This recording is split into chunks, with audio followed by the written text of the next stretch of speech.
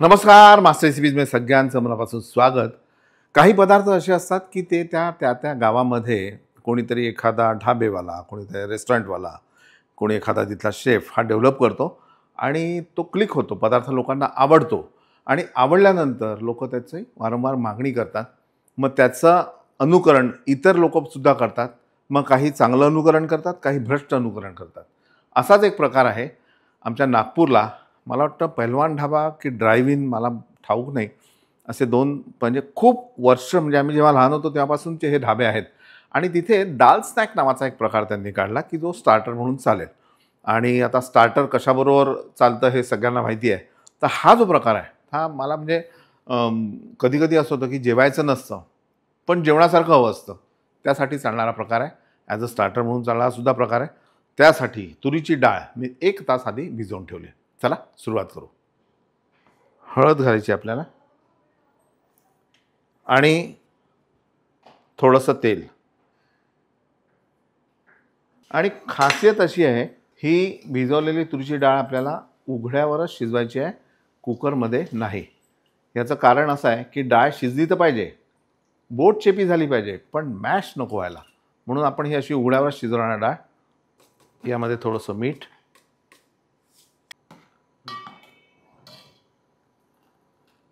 अजून थोडा वेळ. बरं, आता हा दाल स्नॅक प्रकार खातात कशाबरोबर? ते एक बिस्किट रोटी नावाचा प्रकार असतो, तो तंदूरमध्ये होतो. पण आपल्याकडे तंदूर नाही आहे. मग काय करायचं? चला बघा. असा फ्लॅट तवा घ्यायचा आणि त्यावर हा चौकोनी पराठा, ह्याला असं दाबून दाबून आपल्याला शेकायचा आहे. छान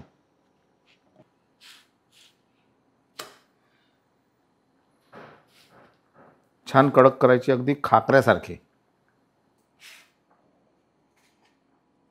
अशा जाळीच्या गोल प्लेटवर ठेवायचं, म्हणजे हे छान असं कडक होईल. ही अशी शिजवायची. आता बघा ही किती शिजलेली आहे हे आपण बघूयात. आता बघा ही डाळ तर शिजलेली आहे पण मॅश होत नाही आहे. बस आपल्याला अशीच पाहिजे. आता याचं पाणी आपण काढून घेऊ. याला छान असं पसरवून ठेवायचं म्हणजे ती थंड होईल. आता पॅनमध्ये छान तेल घ्यायचं. ये बात. त्यानंतर यामध्ये जिरे, आणि जिरे फुटल्यावर बारीक चिरलेला लसूण. लसूण छान परतून घ्यायचा.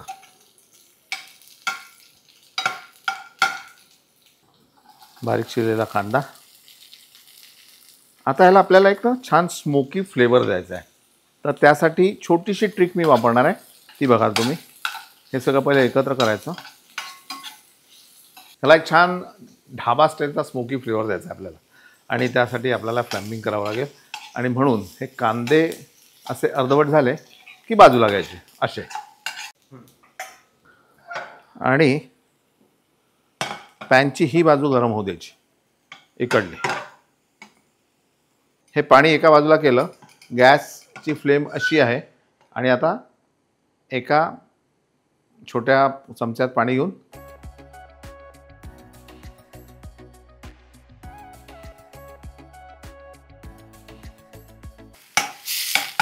याला छान धुराचा स्वाद लागला आहे. यानंतर छान हिरवी मिरची, बारीक आल्याचे तुकडे, त्यानंतर अगदी थोडीशी हळद, अगदी थोडी मिरची पावडर कारण हिरवी मिरची भरपूर आहे, आणि बारीक चिरलेली कोथिंबीर. ये बात.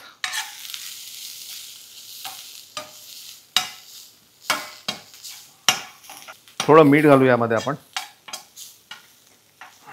मीठ घालताना लक्षात ठेवा की डाळीमध्ये मीठ घातलं, या मसाल्यापुरतं मीठ यात घातलं मी. आणि नंतर ही डाळ, ही बघा एवढी मोकळी अशी डाळ यात घालायची.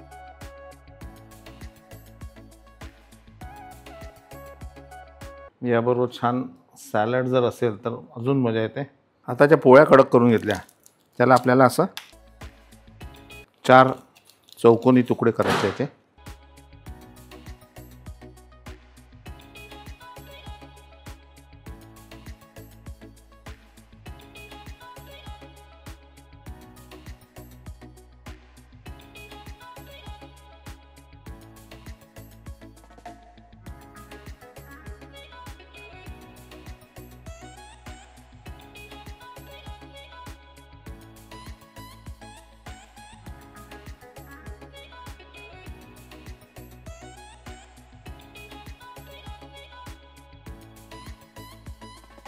पाहिला आमच्या नागपुरातला स्नॅक दाल प्रकार नाही का.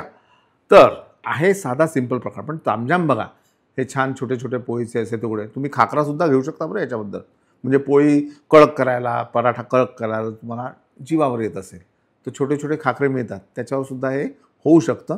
लोणचं आहे, हिरवी चटणी आहे, त्याच्यानंतर पापड आहे, चुरा, आणि हे प्यायला ऑरेंज ज्यूस आहे. नागपूर ऑरेंज फेमस आहे. काही लोक हे ज्यूस घेतात, काही लोक दुसरं ज्यूस घेतात, त्याच्याबद्दल आपल्याला काही करायचं नाही. पण हे खा, मजा करा. पाहत राहा मास्टर रेसिपीज. लाईक करा, सबस्क्राईब करा, शेअर करा. 10 लाखाच्या जवळच.